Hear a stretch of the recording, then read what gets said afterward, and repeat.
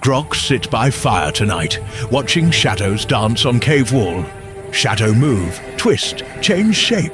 Sometimes look like monster, sometimes look like man. Sometimes hard to tell difference.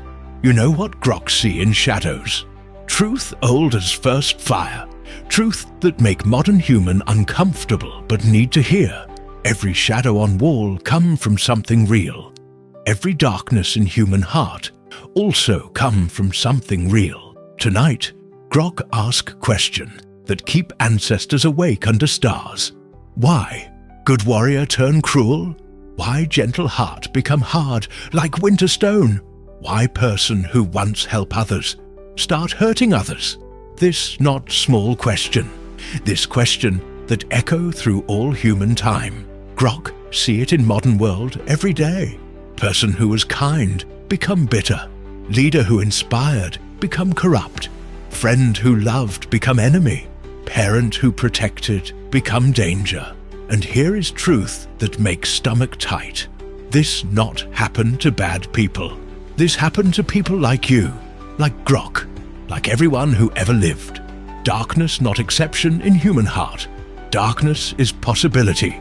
Like seed in ground, not every seed grow, but every ground has seeds. Question not, will I ever face darkness? Question is, when darkness come, what I choose? Grok going to take you on journey tonight. Deep journey. Journey into cave where shadows live. Not easy journey. Not comfortable journey. But necessary journey. Because you cannot fight enemy you not understand. You cannot heal wound you not see. Grok promise you this. By time fire burn low tonight, you will understand ancient truth about human heart. You will see 3 paths that lead to darkness. You will learn 3 cures that bring back light. And you will have tools, real, practical tools, to keep your own heart strong and luminous. But first, Grok tell you story. Story about 2 brothers. Long time ago, in tribe far from here, 2 boys born same winter, same mother, same father, same blood. Tribe, call them morning and evening, twins who came into world together. Father was cruel man, beat boys, starve boys, make them fight each other for food. Mother try protect, but she weak, scared. Boys grow up in same darkness, same pain, same hunger. When boys become men, tribe see something strange. Morning become leader, everyone love, patient, kind, strong but gentle. When someone hurt him, he not hurt back. When someone hungry, he share. When someone lost, he guide. Evening become different, cold, cruel. Take what he want, hurt who he want. When someone cross him, he destroy them. When someone weak, he exploit. When someone trust him, he betray. Same cave, same darkness, same pain. 2 completely different men. Tribe ask Morning, how you become good man with such bad father? Morning say, because of bad father. I saw darkness, I choose light. Tribe ask Evening, why you become cruel man? Evening say, because of bad father. He made me this way. Same answer, different choice. This story live in Grok's mind for many moons. Because this story hold key to biggest mystery of human heart. Why some people break and become bitter, and some people break and become better. Tonight, we find answer together. But answer not simple. Answer not easy. Answer require you to look at parts of yourself you maybe want to hide. Grok not here to judge. Grok here to illuminate. Like torch in dark cave. Not to make you feel bad about darkness, but to help you see way out. So take deep breath, settle in, open heart and mind. Because caveman about to share wisdom that ancestors paid for with tears, blood and hard-won understanding. Before we understand how to heal darkness, we need understand how darkness born. We need go back to beginning, back to root, back to first moment when light start to fade. Let's walk together into cave of human heart. Let's see what shadows really are. Let's understand ancient truth about what makes human heart turn dark. And remember, you're not alone in this cave. Grok walk with you, ancestors walk with you, and light of understanding, light already starting to grow. The primordial roots of darkness. Now we go deep, down to root, down to place where darkness first takes seed in human heart. Grok learned something from watching nature for many seasons. Big tree not fall because of storm. Big tree fall because root rot underneath. You not see rot until tree already falling. Same with human heart. Modern human ask, why good person turn bad? Wrong question. Right question. What rot the root? Grok going to show you 5 ancient roots of darkness. 5 places where rot begin. Pay attention close, because you will recognize these roots. Maybe in others, maybe in yourself. First root, primordial fear, deep in human brain, in oldest part that remember when we was prey, live ancient fear. Fear of not enough food, not enough safety, not enough love, not enough anything. This fear older than language, older than fire. This fear from time when winter mean death, when empty belly mean end, when alone mean eaten by predator. In modern world, you not worry about saber-toothed tiger, but ancient fear still there. Now fear not enough money, not enough status, not enough likes on picture box, not enough love from others. This fear, this deep gnawing fear of scarcity, this is first root of darkness. When human believe not enough, humans start to hoard, start to take, start to hurt others to protect self. Greed born here, violence born here, cruelty born here. Not because human evil, because human scared. Second root, unhealed pain. Grok see this many times. Wound that not cleaned become infected. Meat left in sun become poison. Same with pain in human heart. Everyone get hurt in life. This not problem. Problem is when hurt not healed. When pain pushed down, ignored, hidden in dark corner of heart. That pain not disappear. That pain rot. That pain ferment. That pain become poison that leak into everything. Person who hurt as child but never heal often hurt others as adult. Not because they want to, because poison inside needs somewhere to go. Like infected wound that burst. Poison come out, splash on everyone nearby. Grok not making excuse. Grok explaining. Big difference. Understanding why darkness happen, not same as accepting darkness. But you cannot heal what you not understand. Third root, separation. From tribe human, not meant to be alone. This not opinion. This fact written in bones, in blood, in brain. For 100,000 years, humans survive because of tribe. Alone mean death. Together mean life. Modern world tell lie. Tell human. Be independent. Need no one. Strong person stand alone. This lie kills spirit slowly. When human feel separated from tribe, when feel no one understand, no one care, no one see, heart start to harden. Like callus on hand from hard work, heart grow. Thick skin to protect from loneliness pain, but thick skin that protect also prevent feeling, prevent connection, prevent love. Heart become like stone, strong, yes, but cold, dead. Grok see this in modern world everywhere. People surrounded by others, but feeling alone. Scrolling through hundreds of friends, but having no one to call when darkness come. This separation, this root of deep darkness. Fourth root, loss of purpose. Grok tell you about Hunter Grok once know. Call him Empty Hands.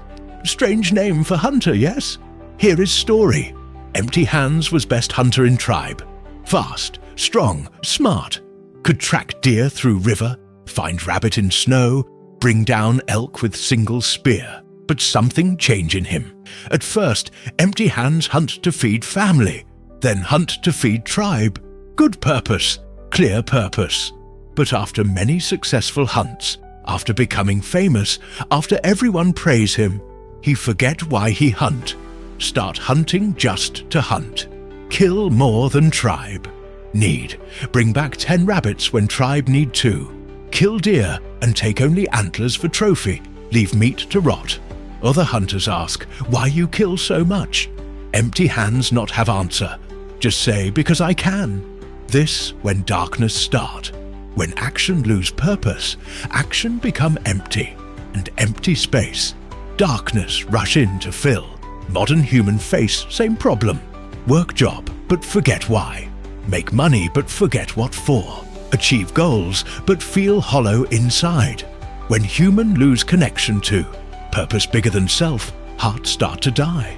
And dying heart become dark heart. 5th root, comparison and envy. Last root most subtle, most quiet, but maybe most poisonous. Grok, remember teaching from old grandmother in tribe, tend your own fire. If you spend all time looking at neighbor's fire, your fire go out. But human not listen. Human always looking sideways. Always comparing. His fire bigger. Her cave nicer.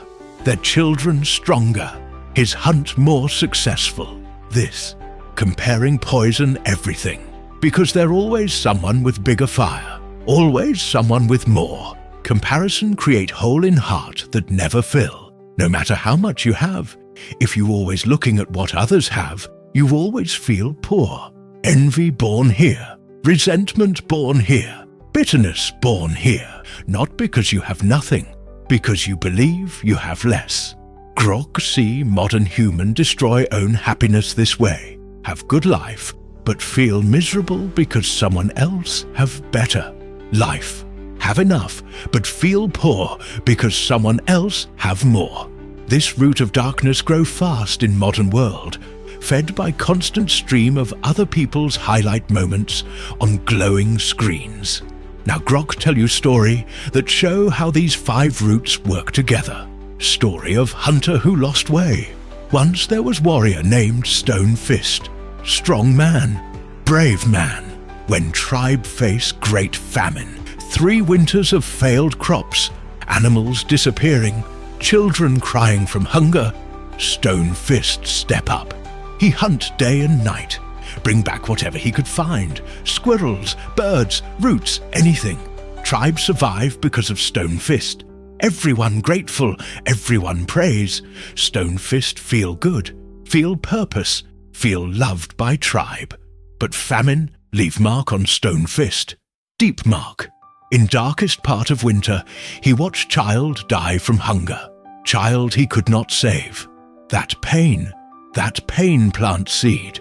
When famine finally end, when animals return, when life go back to normal, Stone Fist not go back to normal. Something change inside.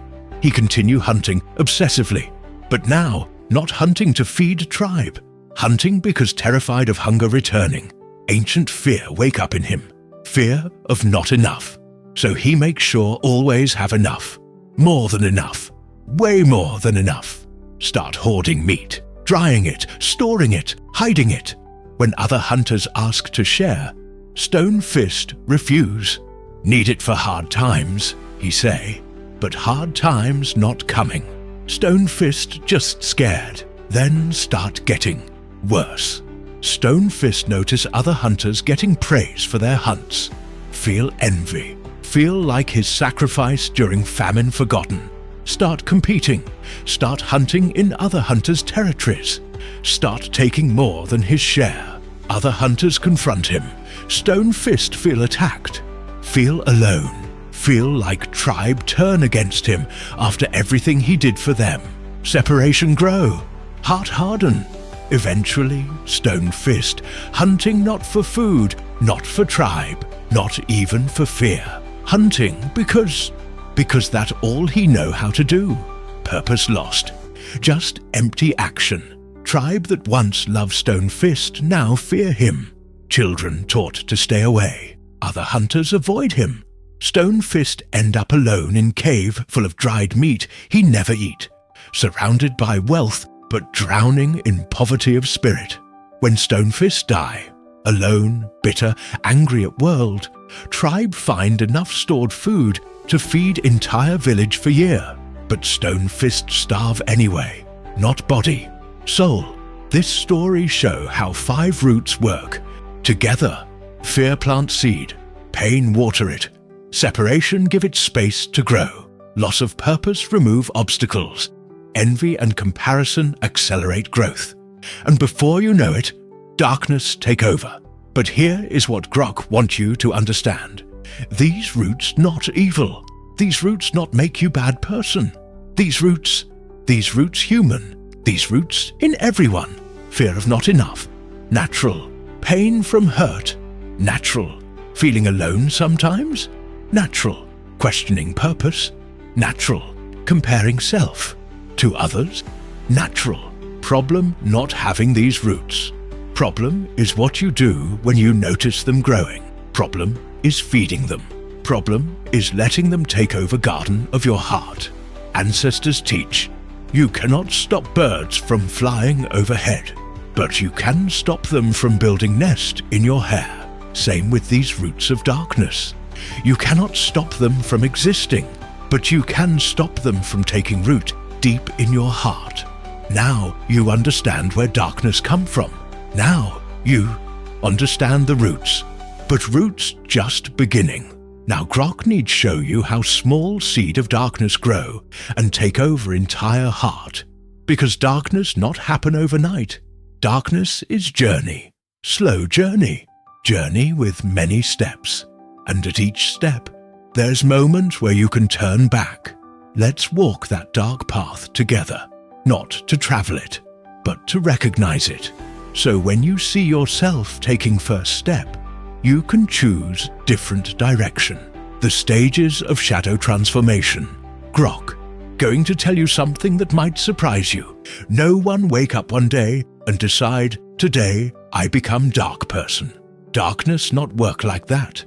Darkness like river, carving through stone. 1 drop of water do nothing. 1,000 drops do nothing. But 1,000,000 drops over long time cut through mountain. Same with human heart. Darkness comes slowly, step by step, stage by stage. And this actually good news. Because if darkness come in stages, that mean at each stage you can stop. You can turn around, you can choose different path. But first, you need recognize the stages, need see the path while still light enough to see. So Grok going to show you 5 stages of how heart turn dark. Pay close attention, because you will recognize these stages. Maybe in someone you know, maybe in yourself. Stage 1, the first wound. Everything start with wound, with hurt, with moment of pain that cut deep. Maybe someone you trust betray you. Maybe someone you love leave you. Maybe you fail at something important. Maybe you lose something precious. Maybe someone hurt you and no one protect you. This wound plant seed of darkness. But wound itself not darkness. Wound just wound.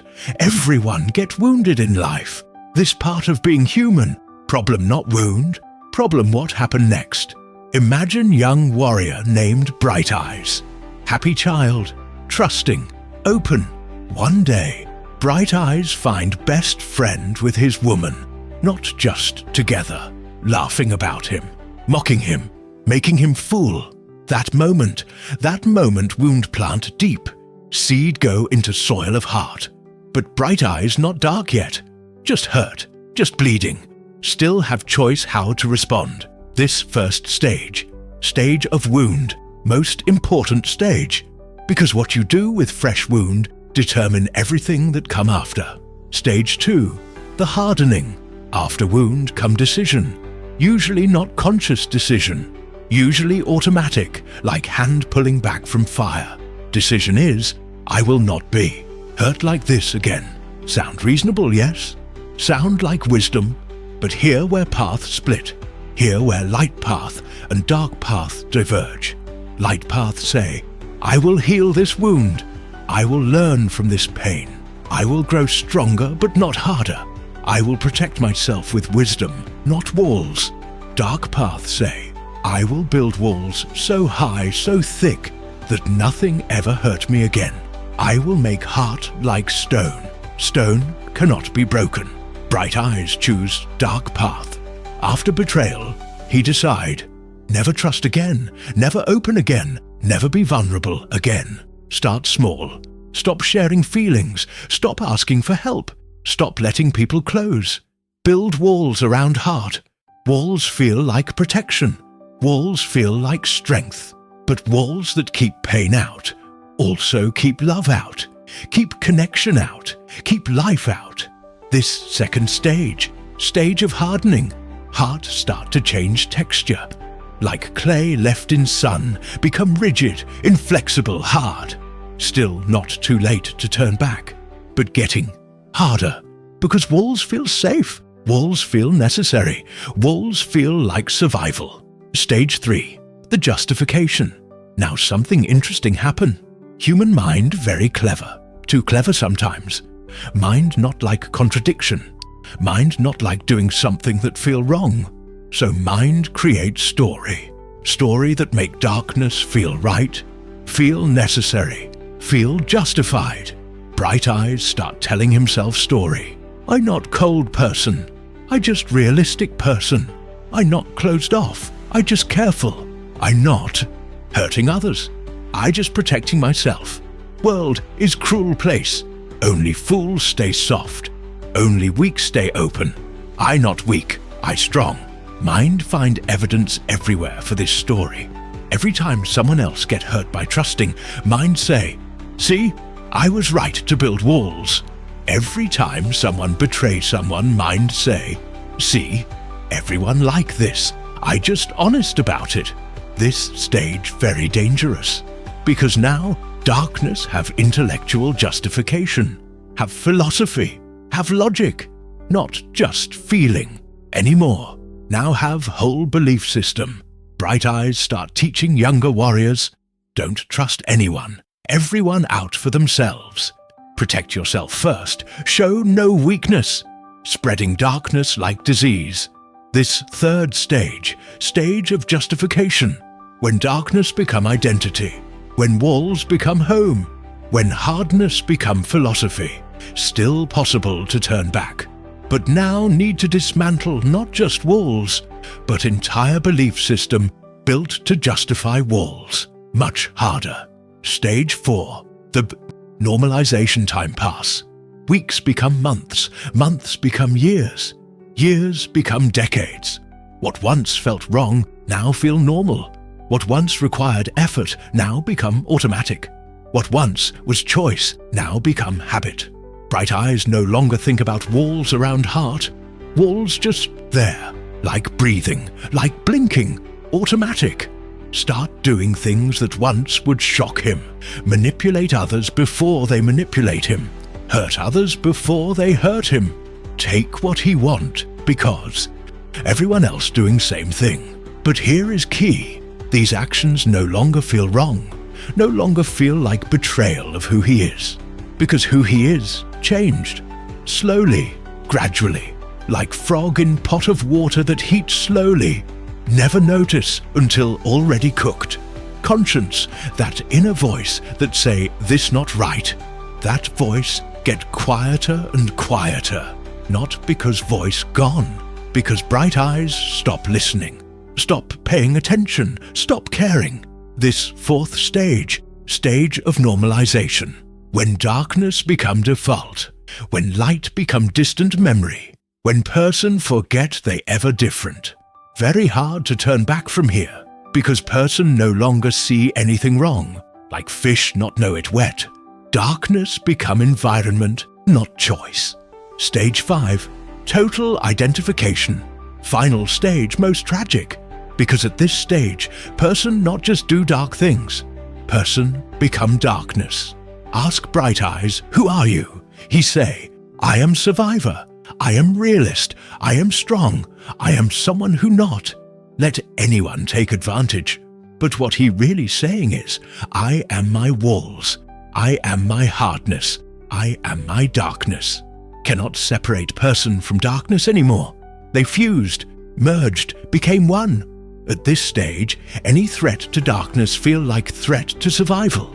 Anyone who suggests maybe you could trust again feel like enemy. Anyone who shows softness feel like weakness that must be destroyed.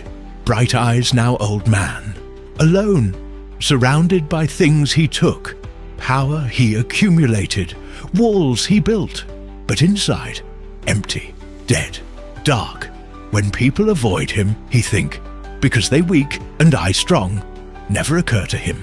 They avoid him because he become poison, because darkness in him kill light in others.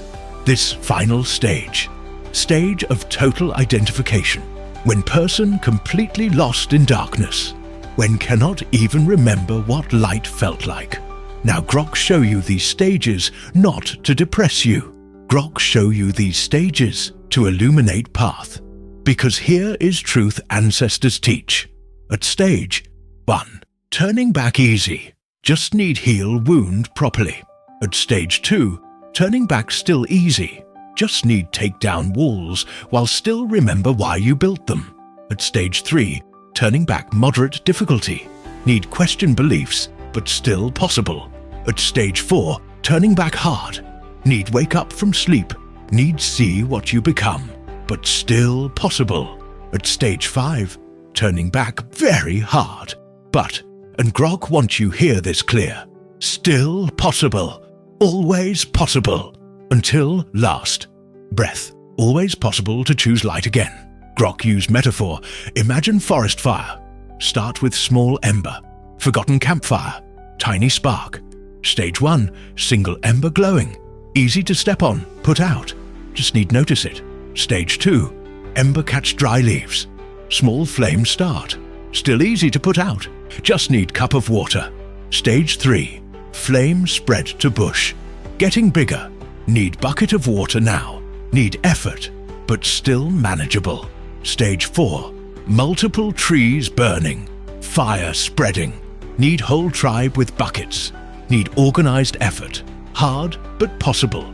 Stage 5, entire forest burning, sky dark with smoke, heat so intense cannot get close, need rain, need miracle, need massive intervention. But even forest fire eventually burn out, even scorched earth eventually grow new life, even darkest night eventually meet dawn. Question not, can heart return from darkness? Question is, will heart choose to return? And that choice easier when you recognize stages early, when you see ember before become forest fire, when you notice first wound before become total identification. This why Grok teach you stages, not to judge, not to condemn, but to illuminate, to give you map of dark territory, so you can recognize where you are, so you can choose different direction. Now you understand roots of darkness. Now you understand stages of darkness. But Grok need show you something more specific, need show you 3 main paths that lead heart into shadow, 3 roads, 3 journeys, 3 ways that human heart turn dark. First path most common, first path most dangerous. First path start with something everyone have, ego. Let's walk first dark path together. But remember, we walk it to understand it, not to travel it. We walk it with torch of awareness, not in blindness of unconsciousness. First path waiting, path of wounded pride, path of ego that cannot bend, path that turn kings into tyrants and warriors into monsters. Let's go. First dark path, the poison of wounded ego. Grok won't start with question. What difference between dignity and pride? Sound like same thing, yes? But not same at all. Difference between these 2 words. Difference between light and darkness. Dignity say, I have worth, I deserve respect, I stand tall. Dignity healthy, dignity good. Dignity keep spine straight and heart strong. Pride say, I am better, I deserve more. I stand above. Pride poison. Pride dangerous. Pride makes small man feel big by making others feel small. But here is tricky part. Pride often wear mask of dignity. Hard to tell difference from outside. Sometimes hard to tell difference from inside. This first dark path of wounded ego. This path paved with pride disguised as dignity. And this path destroy more good people than any other path grok know. The narcissistic wound. Deep in human psyche, there live image of who you think you are, who you believe you should be, how you see yourself. Psychologist people call this ego. Grok call this inner mirror. This mirror show you your reflection, not physical reflection, but reflection of identity, worth, importance. For some people, mirror show accurate reflection. I am human. I have strengths. I have weaknesses. I have worth. But so does everyone else. But for some people, maybe because of how they raised, maybe because of deep insecurity, maybe because of early wounds, mirror show distorted reflection. Show reflection bigger than reality. Show reflection more important, more special, more deserving than everyone else. This not necessarily problem. Many people walk around with slightly inflated self-image, mostly harmless, sometimes even helpful for confidence. Problem come when something or someone crack that mirror, when reality contradict inflated image, when someone challenge, criticize, reject, or simply not worship the reflection. This moment of narcissistic wound, this moment when first dark path begin. Grok tell you story of Chief Grok once know. Call him Stone Chief, the chief who could not bend. Stone Chief was strong leader, led tribe through hard times, won battles, made wise decisions. Tribe prosper under his leadership. And Stone Chief know this, know his value, know his importance. But knowing your value and needing everyone else to constantly validate your value, two different things. Stone Chief need constant praise, constant acknowledgement, constant confirmation that he greatest chief tribe ever had. And for long time, tribe happy to give this, because he was good chief. Praise was deserved. Then young warrior named Quick Mind join council. Quick Mind smart, very smart. Sometimes see solutions Stone Chief not see. Sometimes ask questions that challenge Stone Chief's decisions. At first, Stone Chief tolerate this, even appreciate it. But something start to shift. Other council members start looking to Quick Mind for answers. Start praising Quick Mind's wisdom. Start saying things like, Quick Mind remind me of young Stone Chief. This crack the mirror. Stone Chief's inner image was, I am wisest, I am strongest, I am most important. But now reality showing different picture. Showing someone else might be wise too, might be valued too, might be important too. Healthy response would be, good. Tribe benefit from multiple wise voices. I can learn from Quick Mind. I can share leadership. This make tribe stronger. But Stone Chief not respond healthy way, because wound go deep, because ego cannot tolerate crack in mirror. Instead, Stone Chief start to see Quick Mind as threat, not threat to tribe, threat to ego, threat to image, threat to identity. The spiral of ego defense. What happened next show classic pattern of ego-driven darkness. First, Stone Chief start dismissing Quick Mind's ideas. Not because ideas bad, because ideas come from Quick Mind. Ego cannot tolerate someone else being right when that threaten your position as most right. Then Stone Chief start undermining Quick Mind. Subtle at first, little comments. Quick Mind still young, still learning, not see big picture yet, planting seeds of doubt in others' minds.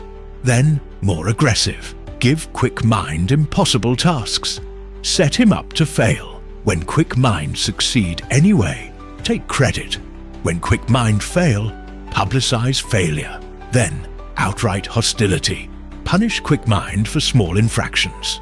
Exile him from important councils.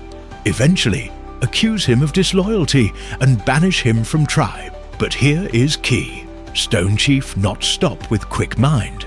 Because problem, not really quick mind. Problem is Stone Chief's ego. And ego, like hungry ghost, never satisfied, always need more feeding. After quick mind gone, Stone Chief starts seeing threats everywhere. Any warrior who show competence become threat. Any elder who offer different opinion become threat. Any young person who show promise become threat. One by one, Stone Chief eliminate, exile or suppress anyone who might crack mirror of his inflated self-image. Tribe that once prosper start to suffer. Best warriors leave. Wisest elders stay silent. Young people stop trying, because everyone learn. Don't outshine Chief. Don't question Chief. Don't threaten Chief's ego. Stone Chief gain absolute power, absolute control, absolute submission from everyone, but lose absolute everything else. Lose respect, lose genuine love, lose trust, lose wisdom of diverse voices, lose strength of united tribe. In end, Stone Chief rule over tribe of fearful, silent, diminished people. He sit on throne of power built on foundation of insecurity. He wear crown of authority that feel like prison. When Stone Chief die, tribe not mourn, tribe celebrate. And this breaks Stone Chief's heart in final moment. Because deep down, under all ego, under all pride, under all walls, he wants to be loved, wants to be genuinely respected, want to matter. But he confuse being feared with being respected, confuse being obeyed with being valued, confuse power over others with power within self. The mechanics of ego poison. Now Grok explain why ego-driven darkness so dangerous. First, it feel justified. Stone Chief genuinely believe he protecting tribe, believe he maintaining order, believe he doing what necessary. Ego very good at creating narratives that make darkness look like light. Second, it escalate automatically. Each time ego threatened, need bigger response to feel safe. Like addiction, need more and more to get same effect.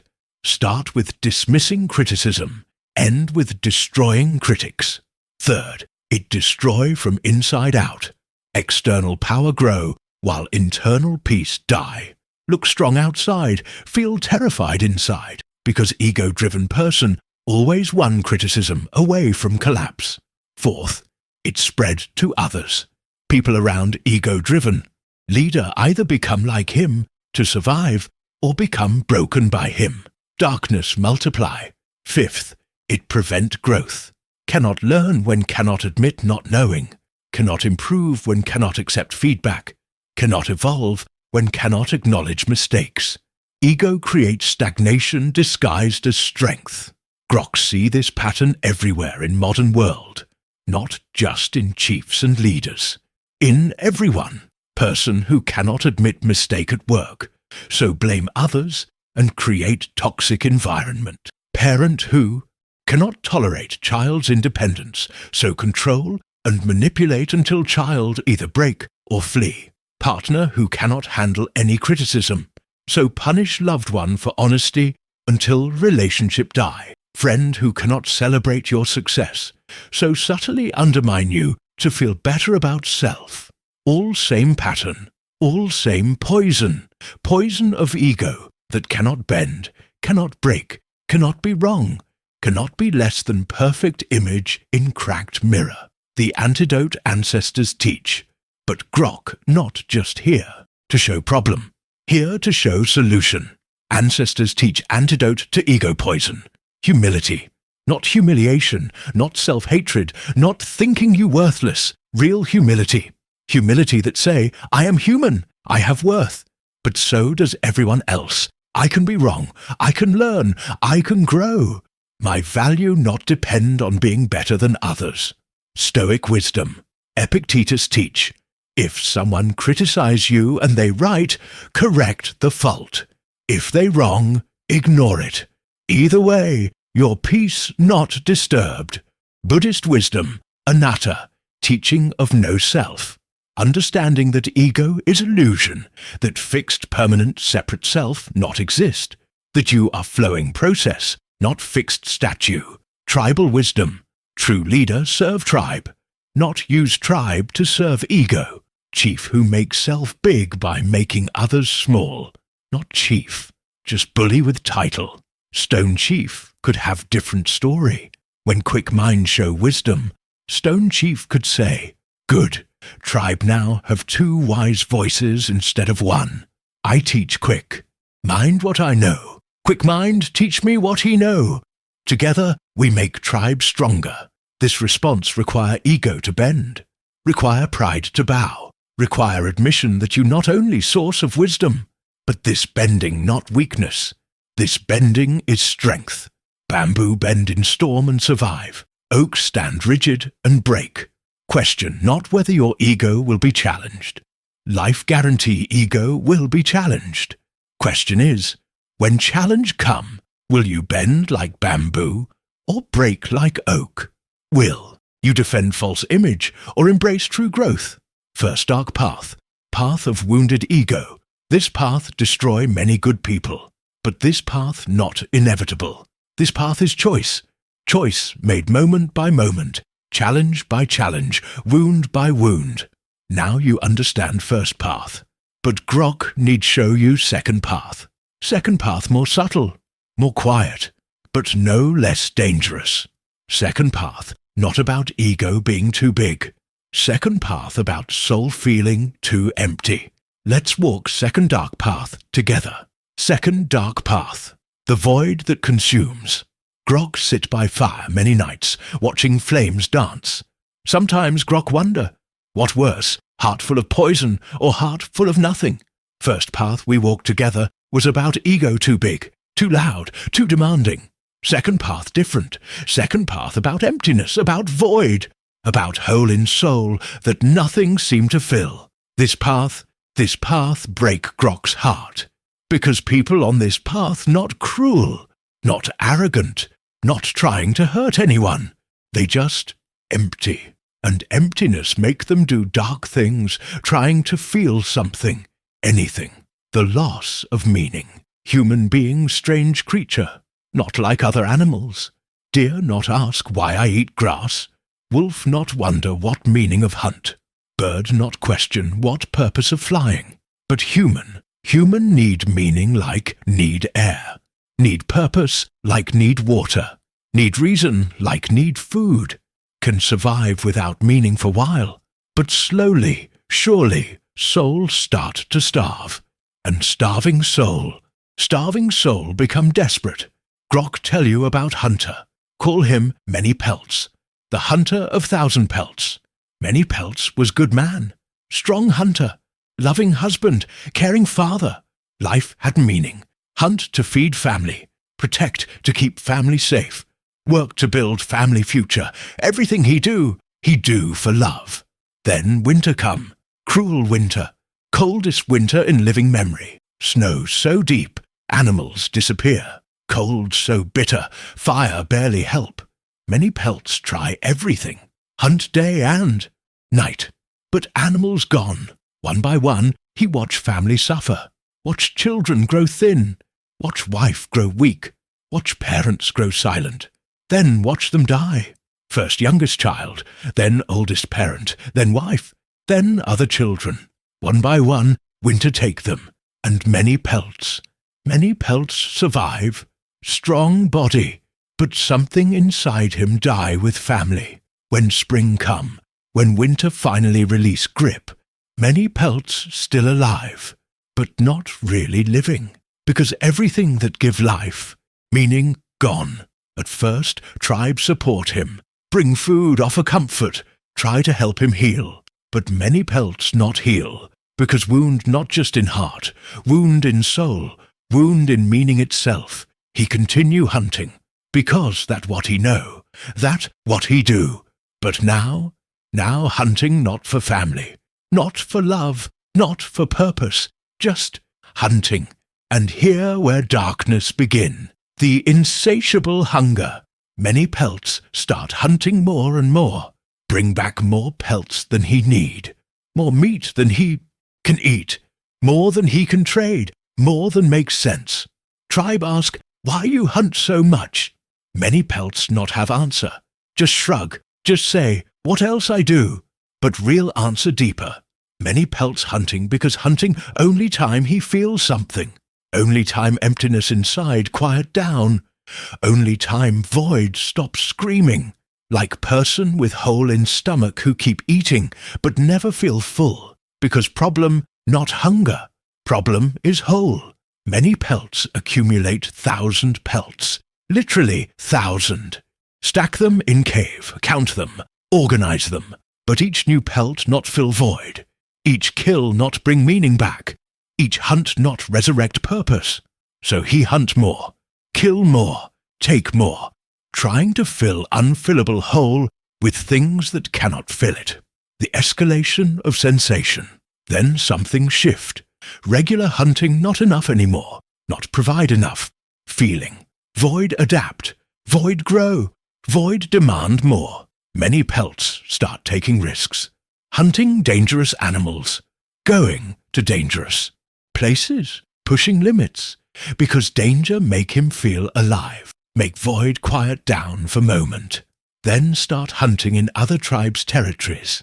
Not because he need to. Because transgression provide thrill, provide sensation, provide temporary relief from emptiness. Other hunters confront him. Many pelts fight them, not because he angry, because fighting make him feel something. Violence provide intensity that normal life no longer provide. Tribe see what happening, see good man becoming. Danger, becoming problem, becoming dark. But many pelts not see himself as dark. He not trying to hurt anyone. He just trying to feel something other than void. Just trying to survive emptiness that consume him from inside. The philosophy of nothing matters eventually. Many pelts develop philosophy, belief system, way of understanding world that justify his actions. He starts saying, nothing matter, life meaningless. We born, we suffer, we die, that all. So why not take what you want? Why not do what you want? Why not feel what you can feel while you can feel it? This nihilism, this belief that nothing have inherent meaning or value, and this belief very dangerous. Because if nothing matter, then everything permitted. Many pelts start teaching young hunters this philosophy. Don't get attached. Don't love too deep. Don't care too much. Because everything you love will be taken. Everything you build will crumble. Everyone you care about will die. So protect yourself. Stay empty. Feel nothing. Spreading void like disease. Infecting others with his emptiness. The disconnection from natural rhythms. Grok noticed something about many pelts. He stopped following natural rhythms. Hunt in wrong seasons. Kill pregnant animals. Take more than nature can replenish. Ignore signs from earth, from sky, from animals themselves. Because when you lose meaning, you lose connection to larger patterns, to cycles, to flow of life. You become separate, isolated, disconnected, and disconnection feed void. And void feed more disconnection, spiral down and down. Many pelts eventually die alone in cave full of 1,000 pelts, surrounded by abundance but drowning in poverty of spirit. Body well fed but soul starved to death. Tribe find him there, and what break their hearts is not that he die, is that he die having forgotten how to live.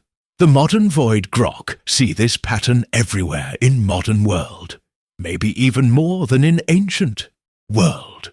Modern human have more things than any human in history. More food, more shelter, more comfort, more entertainment, more everything. but also have more emptiness, more depression, more anxiety, more suicide, more addiction, more desperate searching for something, anything, to fill void. Why? Because modern world very good at providing things, very bad at providing meaning. Person, work, job. They hate to buy things. They don't need to impress people they don't like. Where meaning? In that? Person scroll through endless stream of other people's lives, feeling emptiness grow with each swipe. Where purpose in that?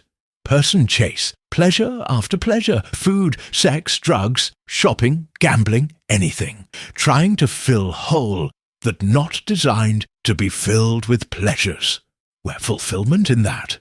Void grow, and as void grow, people become more desperate, more willing to do anything to feel something, more willing to hurt others if it provide temporary relief from emptiness.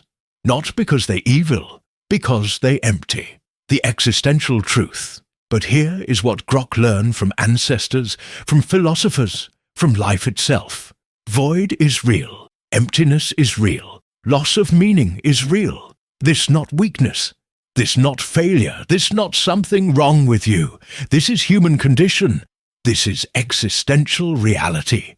This is what happen when conscious being face unconscious universe. Viktor Frankl, man who survive worst human can do to human, teach this. Life, not about avoiding suffering. Life about finding meaning in suffering. When you have why to live, you can bear almost any how. Many pelts lose his why, lose his meaning, and without why, the how become unbearable. So he'd try to fill void with what? With things, with sensations, with distractions. But void not filled with what? Void only filled with why. The antidote ancestors teach, Buddhists teach, emptiness is not problem. Trying to fill emptiness with wrong things is problem. Void in soul, not bug, is feature, is space where meaning's supposed to grow, is fertile ground where purpose supposed to take root. But meaning not come from outside, not come from things, not come from achievements, not come from other people. Meaning come from connection, connection to something larger than self, connection to nature, to cycles, to rhythms of life, connection to others, to tribe, to community, to love, connection to purpose, to service, to contribution, to legacy, connection to transcendent, to sacred, to mystery, to something beyond material. Many pelts could have different story. After family die, after meaning shatter, he could choose different path, could choose to honor dead by living fully, could choose to help other families so they not suffer same fate, could choose to teach young hunters wisdom he learn, could choose to find new meaning in service, in contribution, in making sure his family's death not be meaningless. This not easy path, this not simple path, but this path that lead to light, not darkness. Second dark path, path of consuming void. This path seduce many good people, especially in modern world, especially when meaning hard to find and distractions easy to access. But this path not inevitable. Void not enemy. Void is teacher. Teacher that ask, what will you fill me with? What meaning will you choose? What purpose will you create? Now you understand second path. But Grok need show you third path. Third path most tragic. Because third path start with most beautiful thing in human experience. Love. And show how love, when wounded, when twisted, when corrupted, can become darkest thing of all. Let's walk third dark path together. Bring torch. This path very dark. Third dark path. Love that rots into hate. Grok, ask you question. What opposite of love? Most people say hate, but Grok learn from ancestors. Hate not opposite of love. Indifference is opposite of love. Hate and love, they cousins, they relatives, they two sides of same coin. both intense, both consuming, both powerful. This why third dark path most tragic, because this path start with love, real love, deep love, pure love, and show how that love, when wounded, when betrayed, when lost, can transform into hate equally deep. Grok tell you, person who never loved cannot truly hate. Hate is love that rot. Hate is love that turn poison. Hate is love that die, but refuse to be buried. The wound of betrayal. Trust is strange thing. Take long time to build. Can be destroyed in moment. And once destroyed, very hard to rebuild. Grok tell you story. Story of woman tribe call Healing Hands. The healer who became poisoner. Healing Hands was medicine woman. Know every plant, every herb, every root. Know which heal fever, which stop bleeding, which ease pain, which bring sleep. But more than knowledge, she have gift. Gift of caring, gift of compassion, gift of genuine desire to help others heal. Tribe love her, trust her, depend on her, and she love them back. Love her work, love her purpose, love feeling of helping others. Then she meet warrior, call him Strong River, tall, brave, kind, or so she think. Healing Hands fall in love, deep love, complete love, kind of love where you give everything, where you open completely, where you trust absolutely. Strong River say he love her too, say she is only one, say they will build life together, say all the words that make heart sing. Healing Hands believe him. Why not? She healer. She see good in people. She trust. Then one day she finds Strong River with another woman, not just together, laughing, planning, making promises to her that he made to Healing Hands. Healing Hands confront him. Strong River not even apologize. Just shrug. Just say, you too serious, too intense, too much. I need someone lighter. Then walk away, like their love mean nothing, like her heart mean nothing, like she mean nothing. Transformation of pain. That moment something break inside Healing Hands. Not just heart, something deeper, something fundamental. Trust break, but more than trust. Belief break. Belief that love real. Belief that people good. Belief that vulnerability safe. Belief that opening heart wise. At first she just hurt, just cry, just grieve. This normal, this healthy, this part of healing. But then something shift. Pain start to ferment, start to rot, start to transform into something else, something darker. She start thinking, I was fool to trust, fool to love, fool to open, fool to believe. Then thinking, he betray me, he hurt me, he deserved to suffer like I suffer. Then thinking, not just him, all of them, all men, all people, everyone who smile and lie, everyone who promise and betray, everyone who take trust and break it. The weaponization of love here, where story become dark. Healing Hands still have her knowledge, still know every plant, every herb, every root. But now she starts seeing her knowledge differently, starts seeing not just what heal, but what harm. Same plant that ease pain in small dose, cause pain in large dose. Same herb that brings sleep in right amount, bring death in wrong amount. Same root that heals stomach, poison stomach if prepared differently. Knowledge that was gift become weapon. Start small. Woman who was with Strong River suddenly gets sick. Nothing serious. Just uncomfortable. Stomach pain, headache, weakness. Healing. Hands offer to help. Give her medicine. But medicine not heal. Medicine make worse. No one suspect. Because Healing Hands is healer, is trusted, is loved.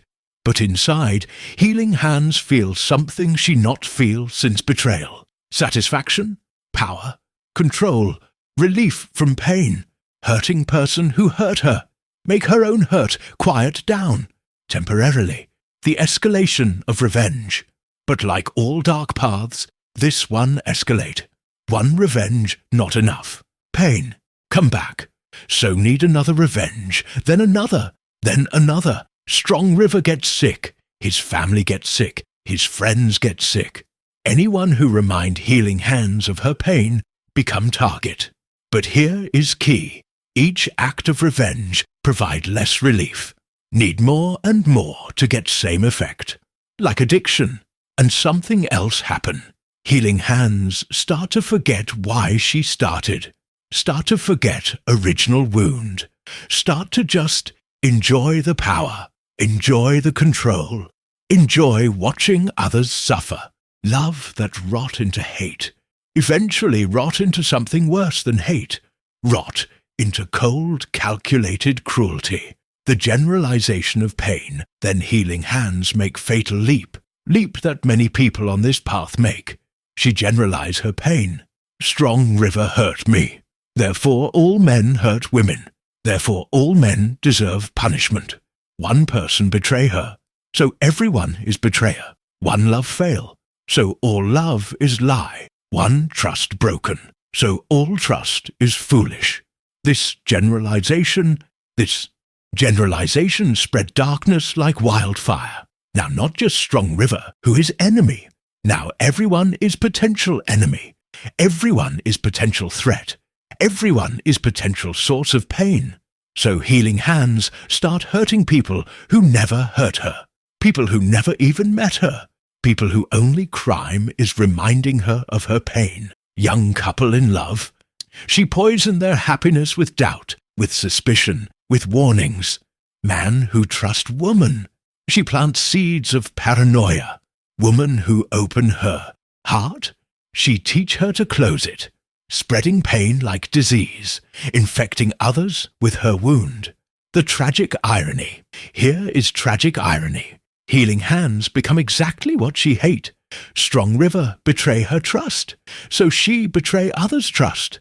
Strong River hurt her heart, so she hurt others' hearts.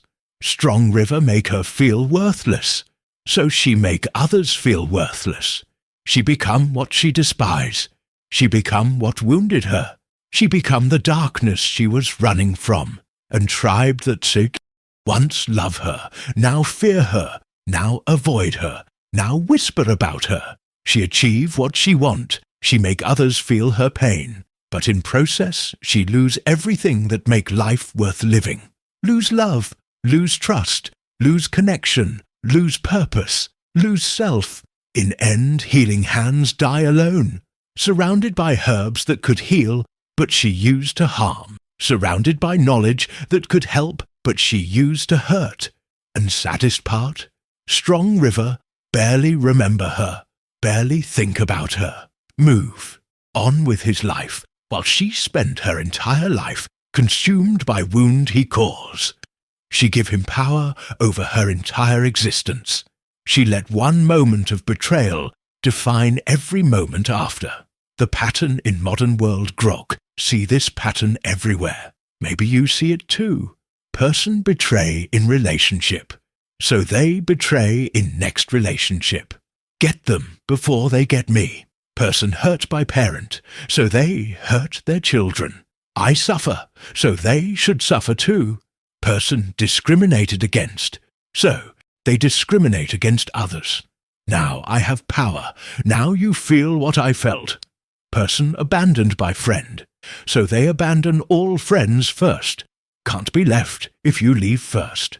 Hurt people hurt people. Wounded people wound people. Broken people break people. Not because they evil, because they in pain, because they never heal, because they let wound rot instead of clean it. The difference between boundaries and walls. But here is important distinction grok want make.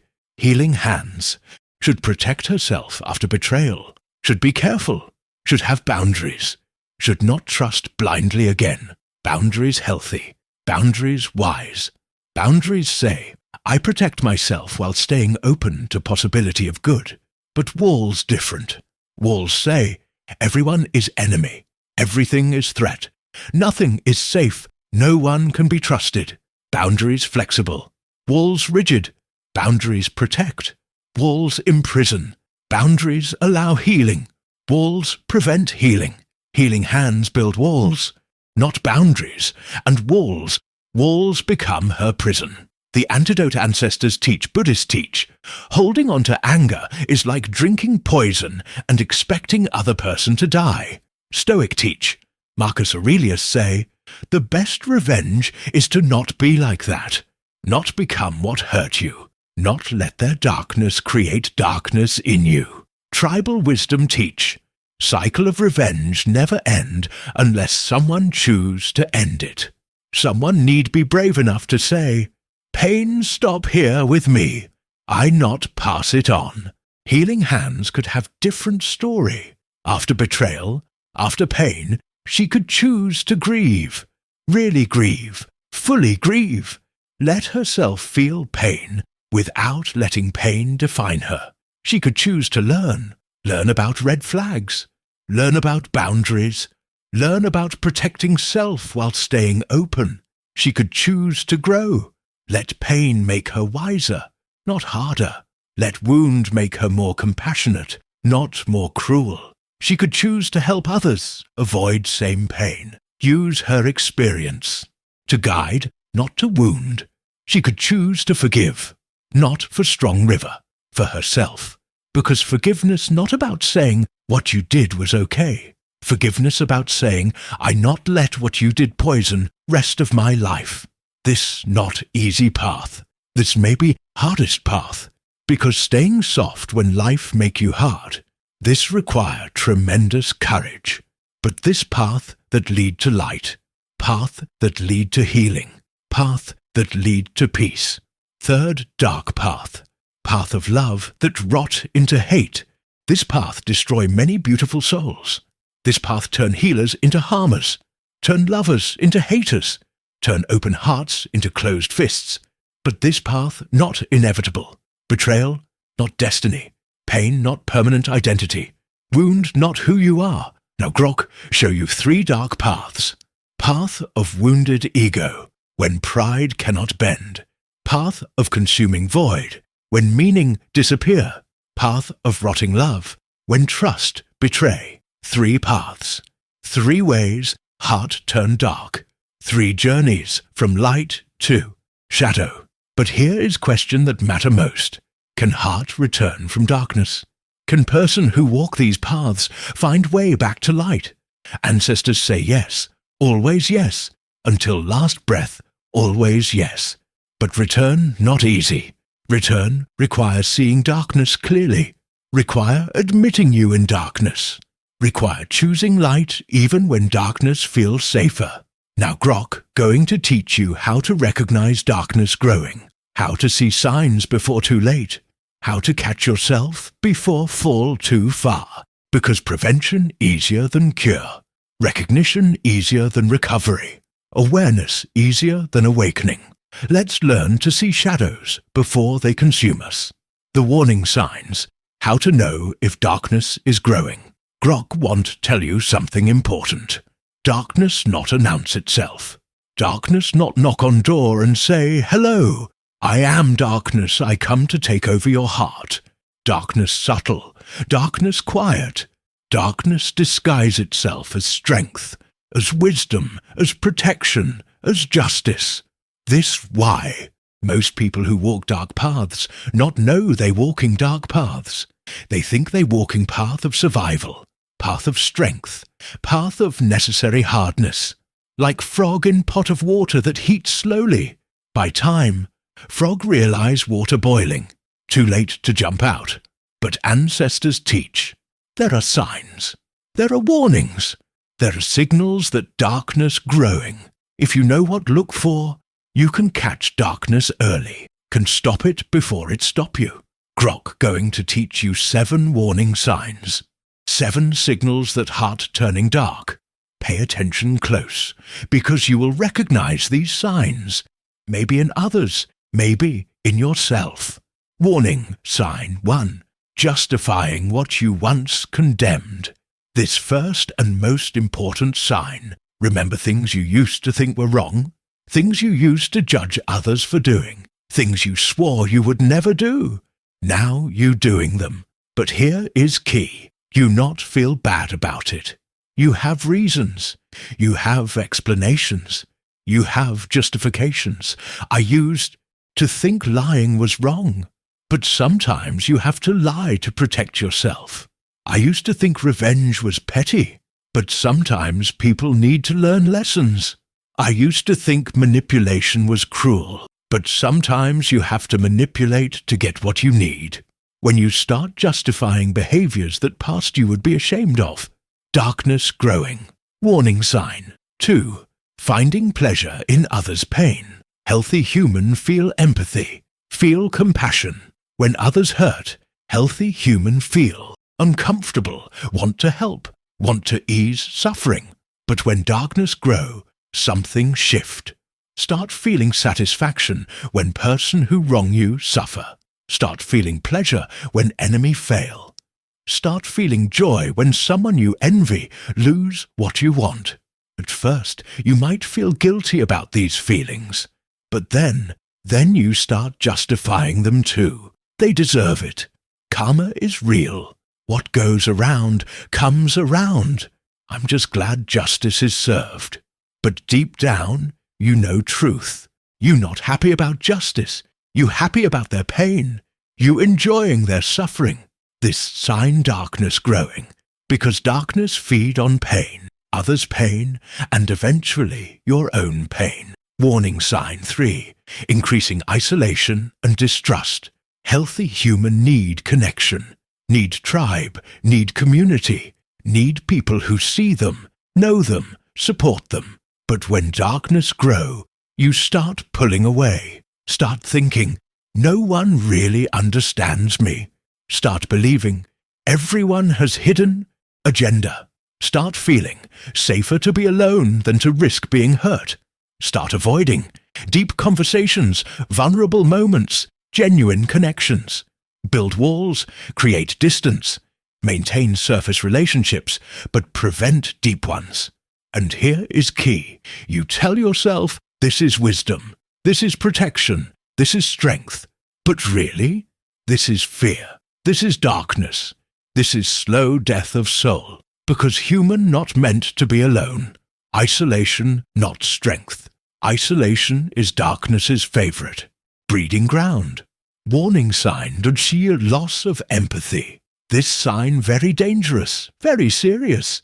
Start seeing others not as people but as objects, as obstacles, as tools, as threats, as resources. Person become that annoying co-worker.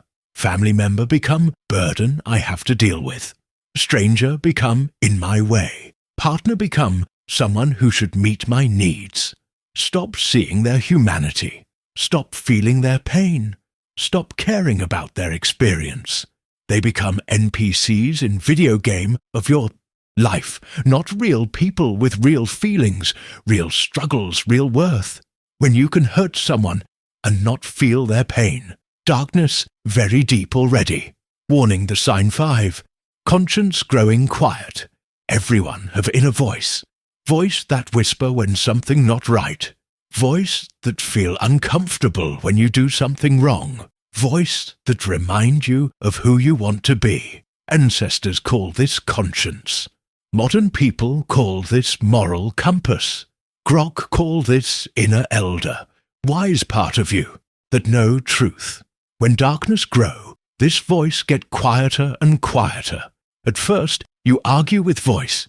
Yes, but this different because they started it. Then you start ignoring voice. Push it down, distract from it, numb it. Eventually, you stop hearing voice at all. Not because voice gone, because you build walls so thick, voice cannot penetrate. When you can do things that once made you feel guilty, and now feel nothing. Darkness very advanced. Warning. Sign 6. Need. To control and dominate healthy, human want influence. Want to contribute, want to participate in shaping their life and community. But when darkness grow, want become need. Influence become control. Participation become domination. Start needing to win every argument. Start needing to be right about everything. Start needing others to submit to your will. Start needing to have final say in all decisions. Start needing to be most important, most respected, most powerful. And when you don't get this control, when someone resist, when someone challenge, you react with disproportionate anger, punishment, revenge. Because darkness make you believe, if I not in control, I not safe. If I not dominating, I being dominated. If I not winning, I losing. But this false dichotomy, this darkness talking, this fear masquerading as strength, warning them 7, inability to feel joy or gratitude. This last sign may be saddest sign. When darkness grow deep, you lose ability to feel positive emotions genuinely. Can't feel joy at beautiful sunset. Can't feel gratitude for what you have. Can't feel happiness at others' success. Can't feel peace in quiet moments. Can't feel love without suspicion. Can't feel contentment without restlessness. Everything become grey, flat, empty. Even when you get what you want, satisfaction last only moment before emptiness return. This because darkness consume light, consume colour, consume warmth, consume life. When you realize you can't remember last time you felt genuine joy. Darkness very deep. The mirror of still water grok teach you metaphor ancestors use. Imagine pond of still water. When water calm and clear, you see reflection perfectly. See yourself as you truly are. But when water agitated, when wind blow, when rain fall, when stones thrown, reflection distort. Cannot see clearly. Same with human heart. When heart calm and clear, you see yourself truly. See your actions clearly. See your motivations honestly. But when darkness grow, heart become agitated. Reflection distort. You lose ability to see yourself accurately. This why warning signs so important. These signs like ripples on water. They show you that something disturbing your clarity, something agitating your peace, something distorting your reflection. The role of others as mirrors. But here is problem. When your own mirror broken, hard to see yourself clearly. This why ancestors teach. Need other people to be mirrors. Need people who love you enough to tell truth. Need people who see you clearly, even when you cannot see yourself. If multiple people in your life saying same thing, you changed. You not same person. You becoming hard. You hurting people. This not coincidence. This not them being sensitive. This not them attacking you. This them being mirrors. Showing you what you cannot see yourself. Darkness make you want to reject these mirrors. Want to call them enemies. Want to dismiss their concerns. Want to isolate from them. But this exactly when you need them most.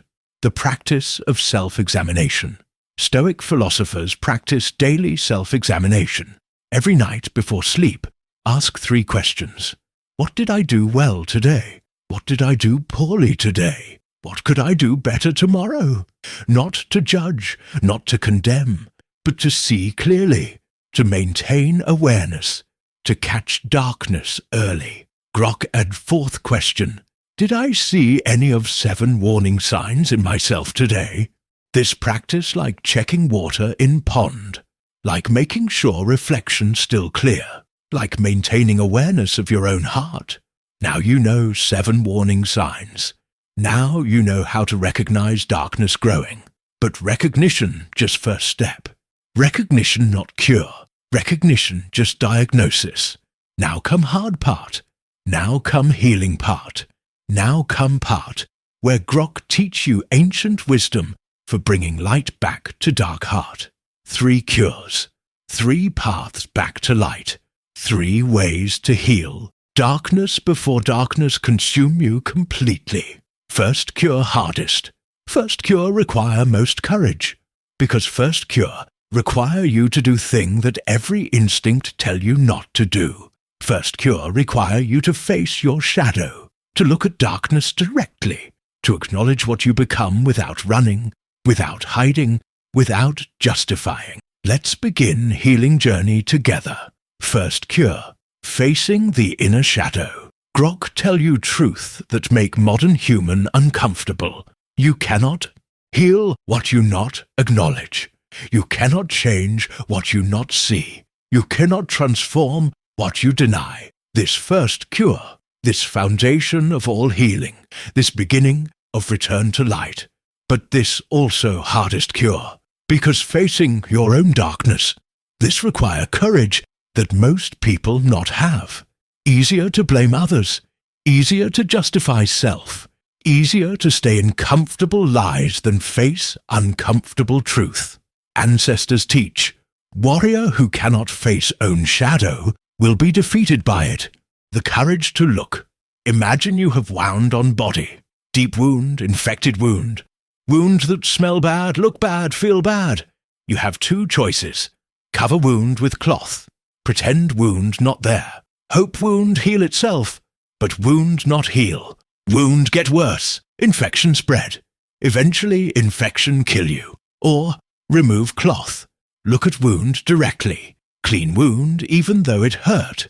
Treat wound even though it painful. Let wound heal properly. Same with darkness in heart.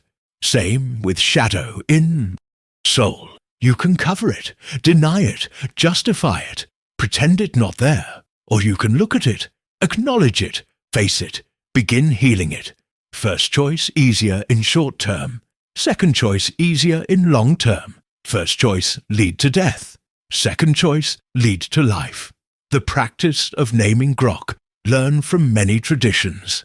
From psychology, from spirituality, from tribal wisdom, that naming have power. When you name something, you begin to have power over it. When something unnamed, it have power over you. So first step in facing shadow, name your demons. Specifically, clearly, honestly, not vague names like, I have issues or I'm not perfect. Specific names. I feel envy when others succeed. I feel pleasure when people I dislike suffer. I manipulate others to get what I want. I lie to protect my image. I hurt people before they can hurt me. I control others because I fear being vulnerable. I isolate because I don't trust anyone. Each demon needs specific name, because each demon needs specific cure. The story behind each shadow. But naming not enough. Need to understand. Every shadow have story. Every darkness have origin. Every demon have birth. Grok tell you, your darkness not random. Your shadow not meaningless. Your demons not just evil. Your darkness is response to pain. Your shadow is protection from wound. Your demons are guards you create to keep you safe. Problem not that you create these guards. Problem is guards become prison. Guards. Protection become prison. So second step. Understand story behind each shadow. I feel envy because I never feel good enough. Because I compare myself constantly. Because I believe my worth depend on being better than others. I manipulate because I fear if people see real me, they will leave. Because I was abandoned when I was vulnerable. Because I learned that authenticity is dangerous. I control because I feel powerless. Because chaos terrifies me. Because when I was child, everything was unpredictable and unsafe. Understanding not excusing. Understanding not justifying. Understanding is illuminating. Understanding is beginning of transformation. Separating action from essence. Here is crucial distinction that many people miss. I did dark things is not same as I am dark person. I have shadows is not same as I am shadow. I acted from darkness is not same as I am darkness. This distinction mean everything. This distinction between despair and hope, between giving up and trying again, between staying in darkness and returning to light. Grok use metaphor. If you have mud on your clothes, you not say, I am mud. You say, I have mud on me. I need to clean it. Same with darkness. You not darkness. You have darkness. You can clean it. This not minimizing what you done. This not avoiding responsibility. This recognizing truth. Your essence is not your actions. Your core is not your mistakes. Your soul is not your shadows. You are human who did dark things, not dark being who happened to be human. Difference subtle but profound. The ritual of acknowledgement. Ancestors understand something modern world forget. Some truths need to be spoken out loud. Some acknowledgements need to be witnessed. Some confessions need to be heard. This why many traditions have confession rituals. Not to shame, not to punish, but to bring darkness into light, to make invisible visible, to transform secret into shared truth. You can do this alone. Speak your shadows out loud to yourself, to mirror, to empty room. Better to do this with trusted person, elder, friend, therapist, spiritual guide, someone who can witness without judging, someone who can hold space for your darkness without being consumed by it. Or do this with nature, go to forest, to mountain, to ocean. Speak your shadows to trees, to stones, to waves. Nature not judge. Nature just witness. Nature just hold. The act of speaking darkness out loud, this act have power. This act begin transformation, because darkness thrive in secrecy. Darkness grow in hiding. Darkness strengthen in denial. But when you bring darkness into light, when you name it, when you acknowledge it, when you witness it, darkness begin to lose power, not disappear immediately, but begin to transform. The two wolves teaching, deeper version. You maybe hear story of two wolves. Old Cherokee teach grandson about fight inside every person. Fight between two wolves. One wolf is good, joy, peace, love, hope, kindness, empathy, truth. Other wolf is bad, anger, envy, sorrow, regret, greed, arrogance, lies. Grandson ask, which wolf win? Grandfather answer, the one you feed. This good teaching. But Grok learn deeper version from ancestors. Young warrior ask elder, how do I kill bad wolf? Elder say, you don't. If you try to kill bad wolf, you create more shadow. You create more darkness. You create war inside yourself that never end. Warrior confused. Then what I do? Elder say, you acknowledge bad wolf. You understand why bad wolf hungry. You see that bad wolf trying to protect you in wrong way. Then you transform bad wolf from enemy into guardian. You don't feed bad wolf. But you don't fight bad wolf either. You integrate bad wolf. This deeper wisdom, this shadow work, this facing darkness not to destroy it, but to transform it. Your anger can become boundary setting. Your fear can become caution. Your pride can become dignity. Your control can become healthy leadership. Not by denying these shadows, by acknowledging them, understanding them, and consciously choosing how to express them. The practice of self-compassion. Here is where many people fail in shadow work. They face their darkness, then they drown in shame. They see their shadows, then they hate themselves. They acknowledge their demons, then they believe they are demons. This not healing, this just different form of darkness. Buddhists teach compassion for self is not weakness, is wisdom, is necessity, is foundation of transformation. You can acknowledge I did harmful things while also holding I am worthy of healing. You can face I have darkness while also believing I can return to light. You can admit I hurt people while also knowing I can learn to love better. Stoic teach, you are not your past. You are your choices in present moment. Every moment is new beginning. Grok teach. Be honest about your shadows, but be compassionate with yourself, like you would be with child who made mistake. Firm about truth, gentle about person. Facing shadow is first cure. Its foundation is beginning. But facing shadow, just diagnosis, just acknowledgement, just seeing clearly. Now need second cure. Now need purification. Now need to actually clean the wound, not just look at it. Now need fire and water. Need earth and air. Need elements to help transform darkness back to light. Let's continue healing journey. Second cure.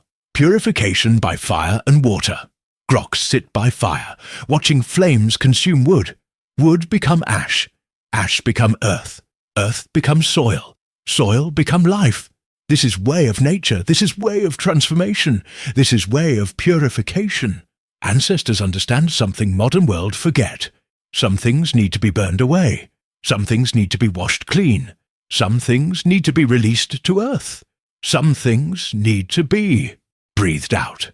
This second cure, this active purification, this transformation through elements, the fire that burns impurities fire, have two faces, fire that destroy, fire that purify. Same fire that burn forest, also clear dead wood, make space for new growth, return nutrients to soil. Same fire that burn house, also forge metal, cook food, keep tribe warm. Question not whether to use fire. Question is how to use fire. In healing darkness, need fire, but need controlled fire. Sacred fire, transformational fire. The practice of transformational pain. Modern human try to avoid all pain. Take pill for every discomfort. Distract from every difficult feeling. Numb every hard emotion. But ancestors teach.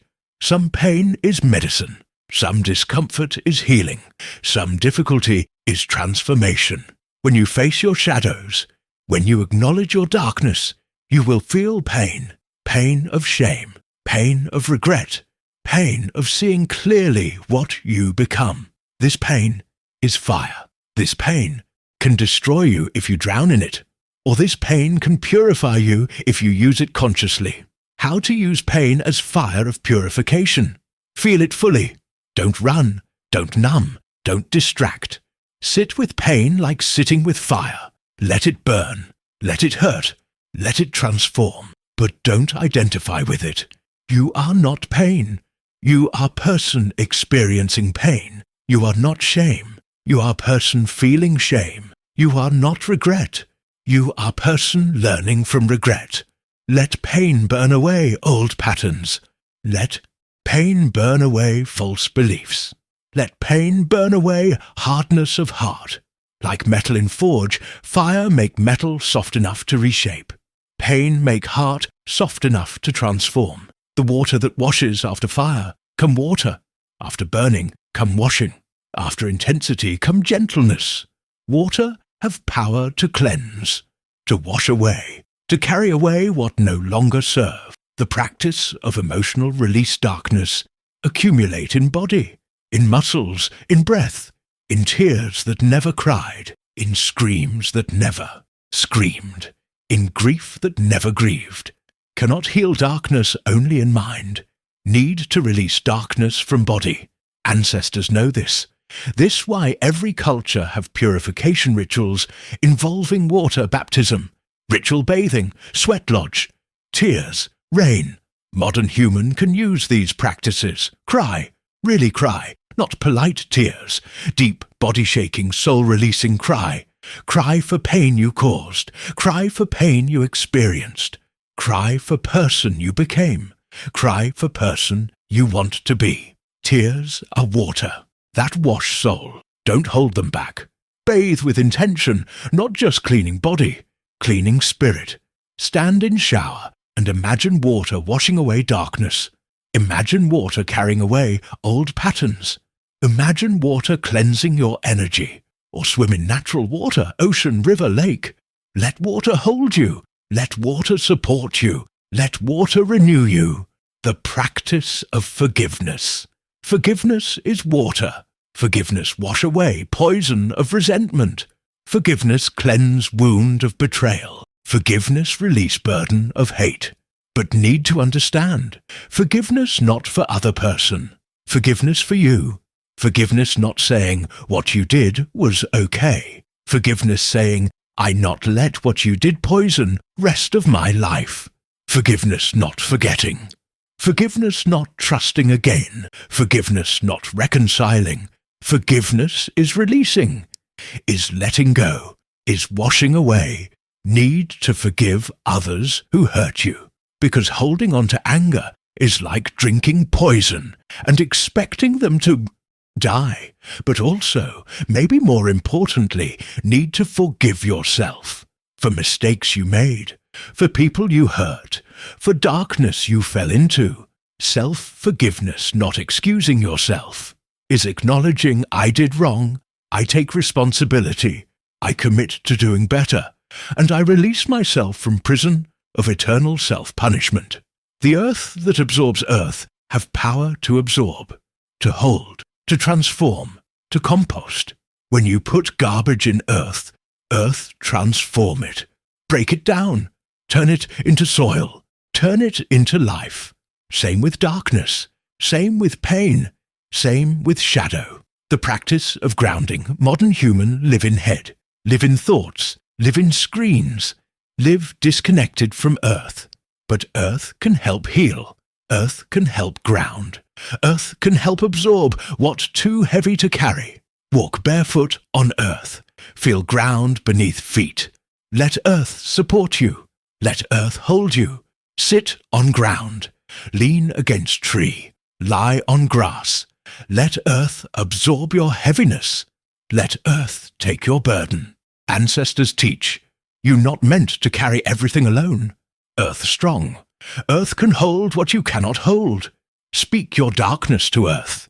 Tell earth your shadows. Give earth your pain. Earth not judge. Earth just absorb. Earth just transform. With practice of letting go. Some things you need to release. Some patterns you need to let die. Some identities you need to bury. This not easy, because even darkness become familiar. Even prison become home. Even pain become identity. But transformation require death. Death of old self. Death of old patterns. Death of old ways. Not death of you. Death of who you were. To make space for who you becoming. Grok teach ritual.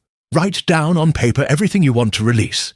Every shadow, every pattern, every darkness, every old identity. Then bury paper in earth. Or burn paper and give ashes to earth. Or throw paper in river and let water carry it away. Physical act of release help psychological release. Help spiritual. Release help actual release. The air that renews air is breath. Air is life. Air is renewal. Every breath is death and rebirth. Breathe out old, breathe in new. Breathe out carbon dioxide. Breathe in oxygen. Breathe out what no longer serve. Breathe in what give life. The practice of conscious breathing. When you in darkness, breath becomes shallow. Become tight. Become restricted. When you anxious, you hold breath. When you scared, you breathe fast. When you numb, you barely breathe at all. But breath is bridge. Bridge between body and mind. Bridge between conscious and unconscious. Bridge between you and life itself. Change breath. Change state. Change state. Change perspective. Change perspective. Change reality. Practice. Sit quietly. Place hand on heart. Breathe deep into belly. Count. Breathe in for 4 counts.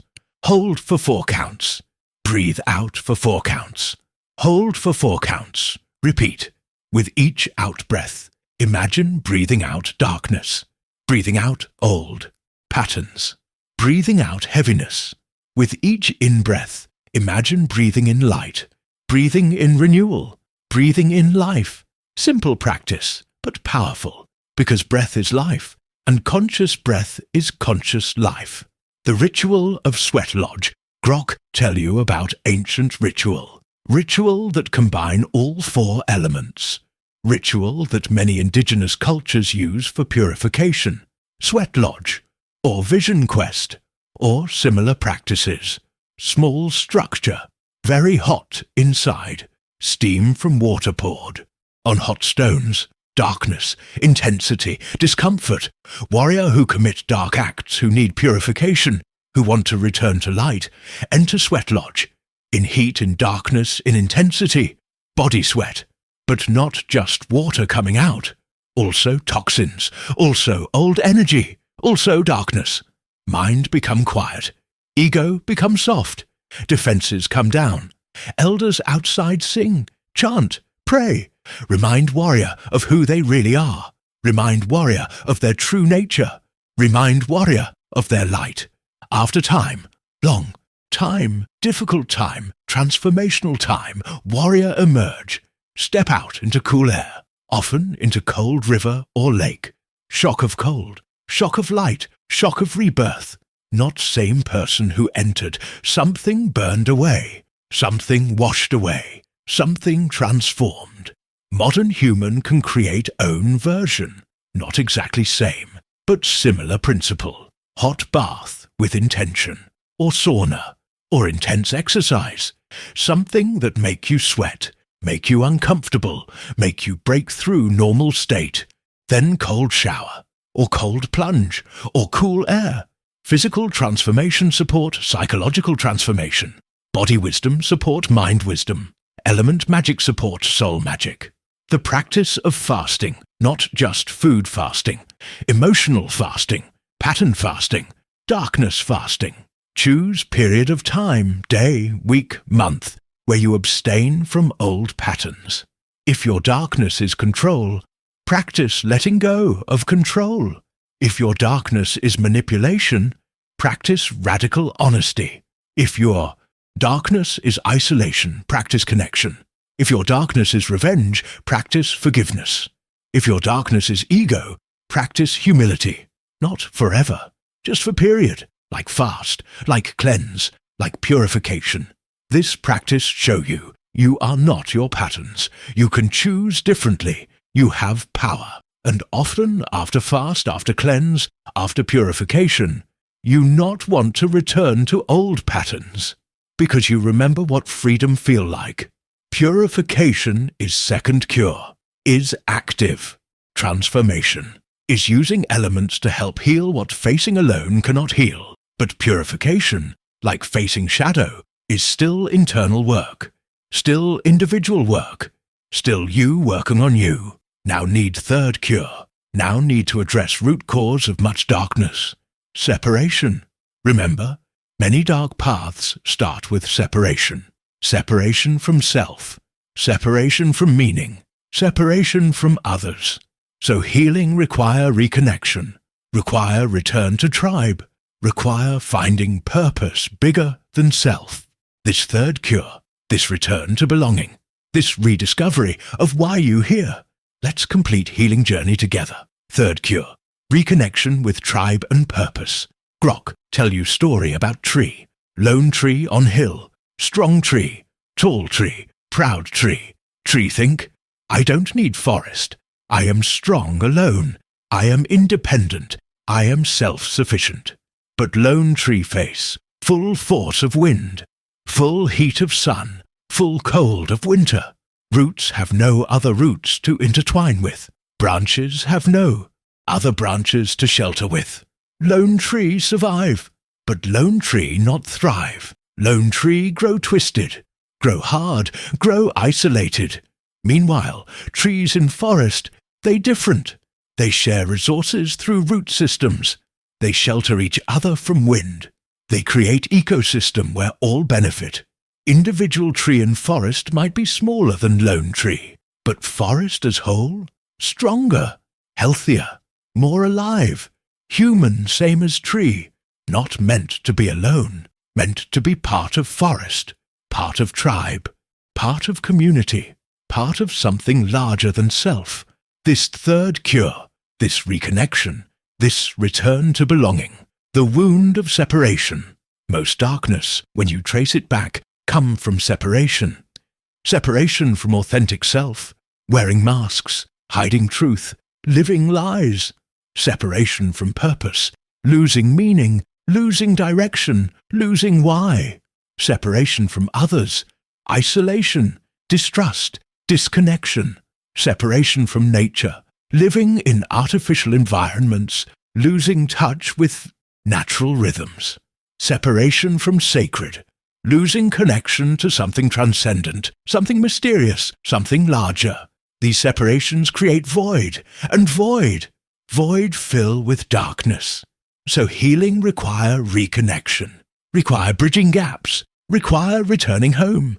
Reconnection with self, authenticity. First reconnection with yourself, with truth of who you are, with authentic self beneath masks. Darkness often require masks, require pretending, require hiding. I am strong when really scared. I am fine when really broken. I don't care when really care deeply. I don't need anyone when really desperate for connection. These masks protect, but masks also imprison, because when you wear mask long enough, you forget face underneath. Reconnection with self require removing masks, require vulnerability, require honesty, not with everyone, not all at once, but with someone, with yourself first, then with trusted others. Practice. Ask yourself, what am I pretending not to know? What am I hiding from myself? What truth am I avoiding? Then speak that truth. Write that truth. Acknowledge that truth. This not weakness. This is courage. This is strength. This is beginning of return to wholeness. Reconnection with purpose, service. Second reconnection with purpose, with meaning, with reason for being. Remember second dark path? Path of consuming void. That path start with loss of purpose. So healing require finding purpose again, or creating purpose, or choosing purpose. But here is key. Purpose that heal darkness is not purpose about self, is purpose about others, purpose about contribution, purpose about service. Grok tell you about warriors. Call him Broken Spear, the redeemed hunter. Broken Spear kill man in rage, man from neighboring tribe. Kill him over insult, over pride, over ego. After rage pass, Broken Spear see what he done. See body, see blood, see family of dead man crying. Broken Spear want to die, want to end himself, want to escape guilt. But elders say no, you took life, now you must give life back.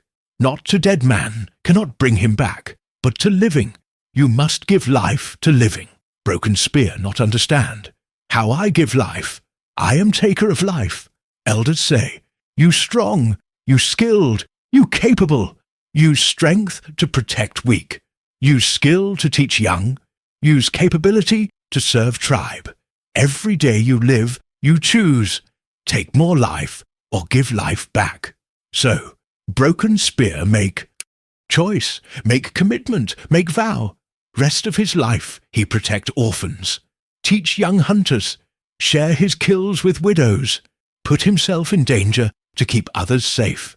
Never forget what he done. Never excuse what he done, but transform weight of guilt into fuel for service. In end, tribe honor him, not for forgetting his crime, but for choosing to be different every day after. This is power of purpose through service. This is redemption through contribution. This is healing through giving, finding your service. You might think, but I not kill anyone, I not do anything that bad. But principle same. Darkness is darkness, harm is harm, separation is separation, and healing is healing. Reconnection is reconnection. Purpose is purpose. Ask yourself, what pain have I experienced that I can help others avoid? What lessons have I learned that I can teach? What gifts do I have that I can share? What suffering exists that I can help ease? Your purpose not need to be grand, not need to be famous, not need to change whole world, just need to be real, just need to be genuine, just need to connect you to something larger than yourself. Maybe you mentor a young person. Maybe you volunteer at shelter. Maybe you create art that inspire. Maybe you simply show up for people in your life with presence and love.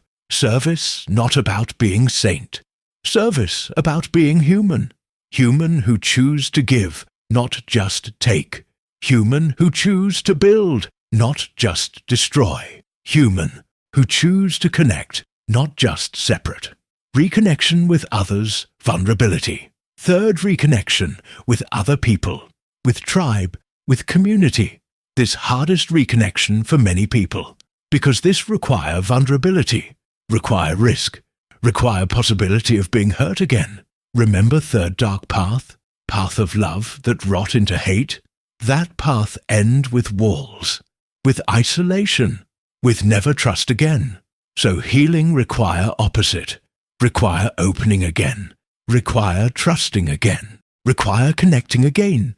But, and this important, not blind trust, not naive openness, not reckless vulnerability, wise vulnerability, boundaried openness, selective trust. Start small, start with one person who earn trust, person who show up, person who see you and not run. Share small truth, see how they respond. If they hold it well, share bigger truth. If they hold that well, share bigger truth. Slowly, carefully, wisely, rebuild capacity for connection. And here is beautiful thing. When you connect authentically with even one person, something in you heal, something in you remember. Oh yes, this is what it feel like to be seen, to be known, to be accepted, to belong. One genuine connection better than 100 superficial connections. One real friend better than 1,000 followers. The practice of repair, but reconnection, not just about new connections. Also about repairing old connections. Connections you damaged. Connections you broke. Connections you poisoned.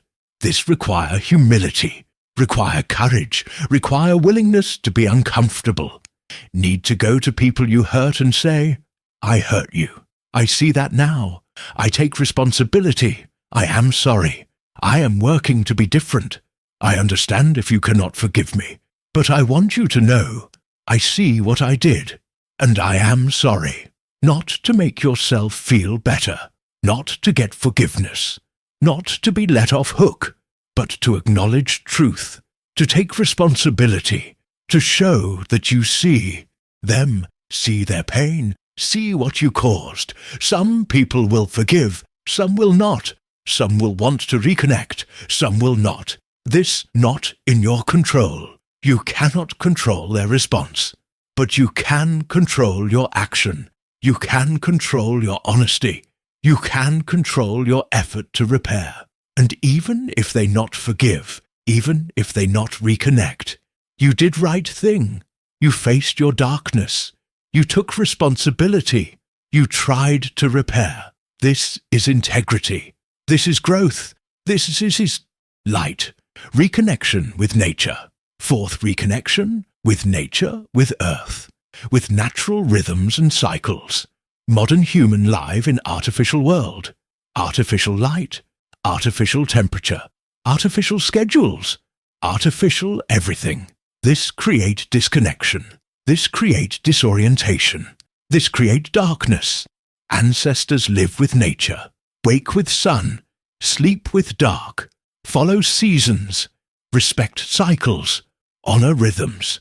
This keep them connected, keep them grounded, keep them balanced. Modern human can return to this. Not completely, not going back to caves, but partially, intentionally, regularly. Spend time in nature, real nature, not park with Wi-Fi, not trail with headphones, real nature, quiet nature, wild nature. Watch sunrise, watch sunset, watch moon phases, watch seasons change. Let body remember natural rhythms. Let mind quiet in natural silence. Let soul reconnect with natural world. This heals something deep. something primal, something essential. Reconnection with sacred fifth. Reconnection with sacred, with transcendent, with mystery, with something larger than material world. Grok not tell you what to believe, not tell you what God to worship, not tell you what religion to follow, but Grok tell you, human need connection to something transcendent, something mysterious, something sacred, something that remind you that you are small part of something vast. This can be traditional religion, can be spirituality, can be philosophy, can be nature itself, can be art, can be love, can be service, but need to be something that take you out of small self, out of ego, out of material concerns, into larger perspective. When you connect to sacred, however you define sacred, you remember, you are not center of universe. You are part of universe. You are expression of universe. You are universe experiencing itself. This perspective heal ego, heal separation, heal darkness, because darkness thrive when you think you are separate, alone, isolated, but when you remember you are part of larger whole, part of larger story, part of larger mystery, darkness lose power. The power of Tribe Grok want emphasize. You cannot heal completely alone. You cannot transform completely in isolation. You cannot return to light completely by yourself. Need tribe, need community, need others. Not because you weak, because you human. And human are tribal creatures, are social creatures, are interconnected creatures. Lone wolf is myth. Real wolves live in packs. Real humans live in tribes. Your tribe might not be blood family, might not be people you grew up with, might not be people who look like you or live near you. Your tribe is people who see you, who support you, who challenge you, who hold you accountable, who celebrate your growth, who mourn your setbacks, who walk with you. Find your tribe. Build your tribe. Be part of tribe. This is third cure. This is reconnection. This is return to belonging. Now Grok teach you 3 cures. First cure, face your shadow. Acknowledge darkness. Name demons. Understand origins. Second cure, purify through elements. Use fire, water, earth, air to transform darkness. Third cure, reconnect with self, purpose, others, nature, sacred. Return to belonging. These 3 cures work together. Not separate, not sequential. Together, simultaneously, continuously. Face shadow while purifying. Purify while reconnecting. Reconnect while facing shadow. This is not one-time event. This is practice. This is way of life. This is ongoing commitment. Because darkness not disappear forever. Darkness is always possibility. Always potential. Always lurking. Question, not will I ever face darkness again. Question is, when darkness come again, what will I do? Now Grok teach you how to maintain light, how to keep heart clean, how to prevent darkness from taking root again. This is daily practice. This is warrior's way. This is path of continuous growth. Let's learn maintenance of light together.